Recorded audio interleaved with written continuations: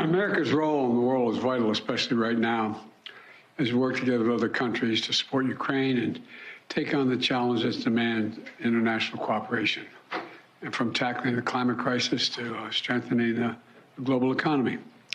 And before I leave, I wanted to say a word about the status of negotiations with the congressional leaders. We had a productive meeting yesterday, and with all 4 leaders in the Congress. It was civil and respectful, and everyone came to the meeting, I think, in good faith. I'm confident that we'll get the agreement on the budget, that America will not default. And every leader in the room understands the consequences if we fail to pay our bills. And it would be catastrophic for the American economy and the American people if we didn't pay our bills. And I'm confident everyone in the room agreed with the speaker, from the speaker to the majority leader, to the majority leader in the House and the Senate, the majority leader in the Senate, the minority leader in the Senate, as well as the leader, the Democratic leader in the House, that we're going to come together because there's no alternative to do the right thing for the country. We have to move on. And to be clear, this negotiation is about the outlines of what the budget will look like, not about whether or not we're going to, in fact, pay our debts. The leaders have all agreed we will not default. Every leader has said that.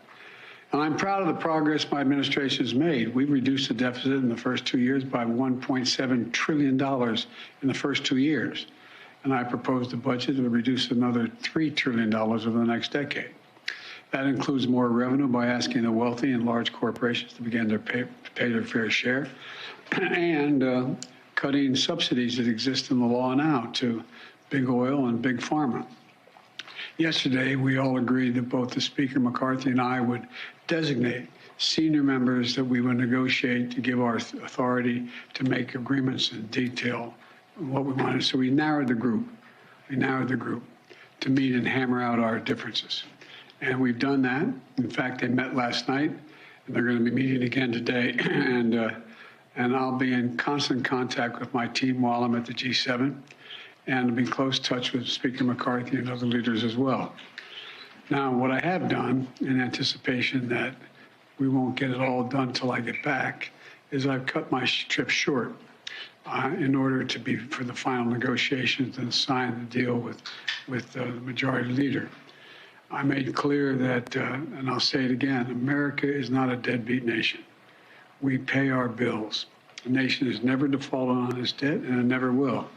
And we're going to continue these discussions with congressional leaders in the coming days until we reach an agreement, and I'll have more to say about that on Sunday.